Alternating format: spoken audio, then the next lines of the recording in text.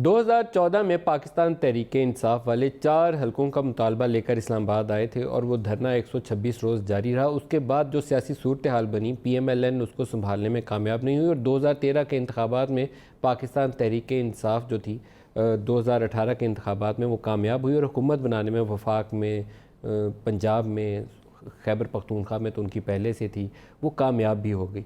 अब एक ऐसी सूरत हाल बन रही है जहाँ अपोजिशन पार्टीज़, मौलाना फजल रहमान लीड रोल में है, लेकिन जो 2 बड़ी सियासी जमातें हैं, जो ताकत है जिनके पास, पंजाब के अंदर PMLN और सिंध के अंदर पाकिस्तान पीपल्स पार्टी, उनका हतमी फ़ैसला आना तो अभी बाकी है, लेकिन जो इंडिकेशन मिल रही हैं कि वो साथ देंगे। और बिलावल ने पहले तो ये कहा कि हमारी हमदर्दियाँ शामिल होंगी, लेकिन अब ये खबर चल रही है कि वो एक मशावरती इजलास तलब कर रहे हैं जिसमें वो गौर करेंगे दोबारा से, हो सकता है अपनी पोजीशन पे, कि क्या करना चाहिए, हमें इस धरने का, एहतजाज का, इस्लामाबाद के अंदर रैली का हिस्सा बनना चाहिए या नहीं बनना चाहिए।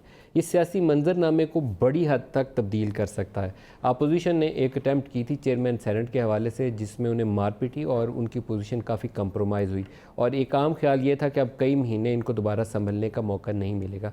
लेकिन मौलाना वाले इस एपिसोड ने बहुत ज़्यादा चहमगोइयों को जन्म दिया है और चहमगोइयाँ ये कह रही हैं कि जो लोग, जिन ताकतवर हलके जिनका हाथ पाकिस्तान तहरीक इंसाफ के सर पर था इंतखाबात से लेकर आज तक की तारीख़ में, अगर मौलाना फजल रहमान एक शो ऑफ पावर करने में कामयाब हो जाते हैं तो ये इस बात की इंडिकेशन होगी कि अब वो हाथ दस्ते शफ़क़त जो है वो PTI के सर के ऊपर नहीं है, बल्कि अपोजिशन जमातों को इक्वल अपॉर्चुनिटी दी जाएगी कि वो अपनी सियासी ताकत का मुजाहरा कर सकें। ये बहुत ही क्रूशल पॉइंट है शायद तहरीक इंसाफ के लिए भी और अपोजिशन के लिए भी, क्योंकि अपोजिशन माजी के अंदर कहीं ना कहीं बारगेन करने की कोशिश करती रही।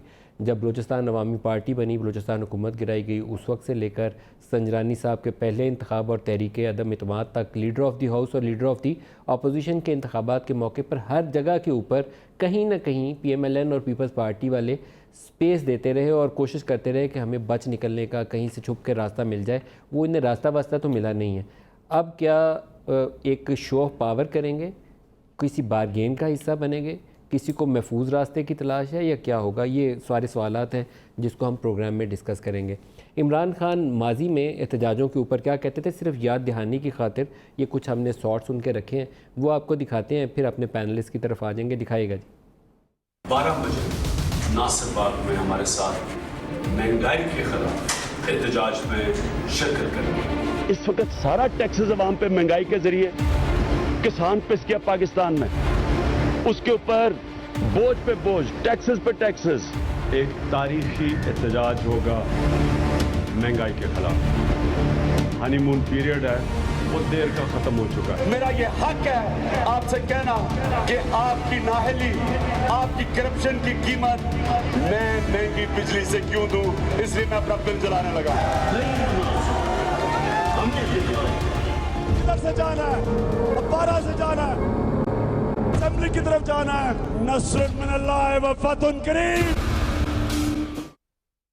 हनीमून पीरियड इमरान खान उस वक्त की हुकूमत का कह रहे थे कि कभी का ख़त्म हो चुका, और हनीमून पीरियड इमरान खान का भी कब का ख़त्म हो चुका, और इनकी इक़्तिसादी टीम जो नाकाम हुई मुआशी मामलात को संभालने में, जिसके नतीजे में वो नई जॉब तो क्या देनी थी, पहले से मौजूद लोगों की 10 लाख जॉब चली गई, इन्फ्लेशन जो था 3 टाइम बढ़ गया, डेफिसिट तारीखी हो गया, कर्ज़े जो कहते थे चोर और डाकू 30,000 अरब के छोड़ गए, वो 40,000 अरब से तजावुज़ कर गए। तो आज क्या होगा?